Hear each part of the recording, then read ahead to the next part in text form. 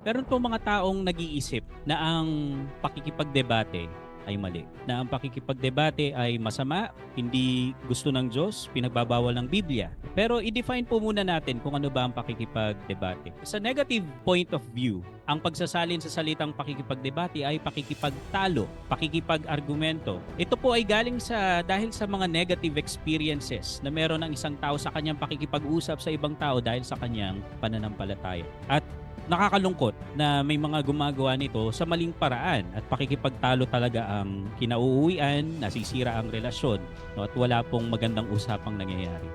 Sa kabilang banda, ang pakikipagdebate ay pwede ring isali na pakikipagkatwiranan, pakikipagpaliwanagan. Yan po ang positive point of view ng pakikipagdebate. At meron pong sinabi sa Biblia na maling paraan ng pakikipagdebate, pero hindi po natin mababasa sa Biblia na pinagbabawal ang pakikipagdebate o pakikipagpaliwanagan ng iyong paniniwala o pananampalataya. Tingnan na lang po natin yung ilang mga characters na binanggit sa Biblia. Andyan na po ang Panginoong Jesus mismo. Madalas niyang kapaliwanagan yung mga pariseyo, yung mga eskriba, mga religious leaders, nakikipagdebate yan madalas sa kanya. At madalas umuwi sila na tameme o kaya may tanong na iniwan ng Panginoong Jesus na hindi nila masagot. At nung panahon po ng early church, yung pinakaunang Christian martyr, si Stephen, bakit siya namatay? Kasi kinaladkad po siya sa hukuman ng mga Hudyo kasi siniraan po siya ng mga kadebate niya. Sa Acts chapter 6, mababasa nyo po yun, Acts 6 verse 9 to 10. Makikita nyo po doon na hindi nila kayang talunin sa pakikipagdebate si Stephen. Sino pa? Yung pumirma po sa kamatayan ni Stephen. Si Pablo din ay nakikipagdebate. Sa Acts chapter 17 na lang, makikita nyo po doon na si Pablo ay nakikipagdebate sa mga pilosopo na tinatawag ng mga panahon na yon na Epicurean o kaya Stoico. And yung character po na inaaral natin ngayon, si Apollos, sa mga public debates, hindi siya matalo ng mga kausap niya. Jesus, Stephen, Paul, si Apollos. Nagpakita po sila na ang pagtatanggol sa pananampalatayang Kristiyano ay hindi mali, kundi isang napakahalagang gawain. Ang bawat mananampalataya ay dapat maging mahusay sa tamang paggamit ng salita ng Diyos.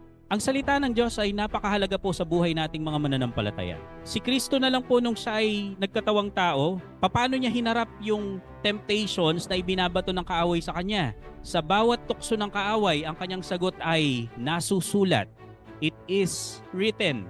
Paano mo sasanggahan ang sarili mo sa mga ibinabatong temptation ng kaaway kung hindi ka familiar o hindi mo alam ang sinasabi ng salita ng Diyos?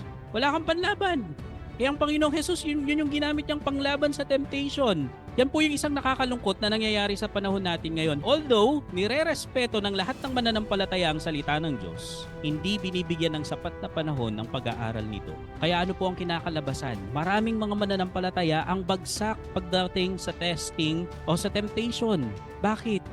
Anong kino-quote nila pag umarap sila sa temptation? Lyrics ng kanta? Tukso, layuan mo ko? Nakakalungkot pa nga po, merong Christian song na sikat na siguro. I think sikat naman na ito eh. Siguro yung mga kabataan alam ito. Sabi nung kanta, Lord, kung hindi sa inyo galing itong nararamdaman ko, please lang pakitanggal naman po. Saan yun sa Bible? Diba? Anong gagawin natin? Halimbawa, nararamdaman ng isang tao, sabi na si Kerwin, Lord, parang gusto ko si Kuya JL. Pero kung hindi po galing sa inyo itong nararamdaman ko, pakitanggal naman po. Ganun ba? Ganun ba haharapin ni Kerwin yung temptation na yon?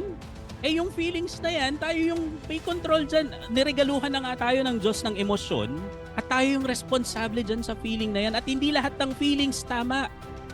No, so paano po ba tayo tutugon sa temptation kung hindi natin alam, ignorante tayo sa salita ng Diyos? Talo. Talo po tayo. Ang Panginoong Jesus, triumphant siya, panalo siya dun sa pakikipagharap niyang yun sa temptation kasi alam niya ang sinasabi ng salita ng Diyos.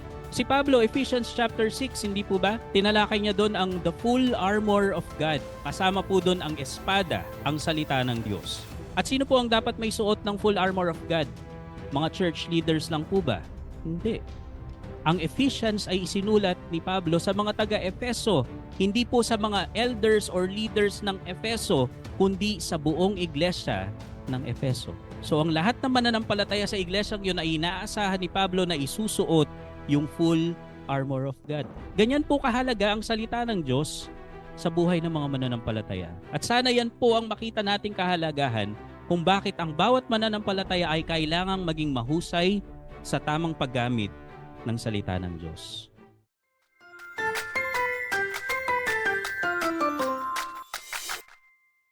Subscribe for more content.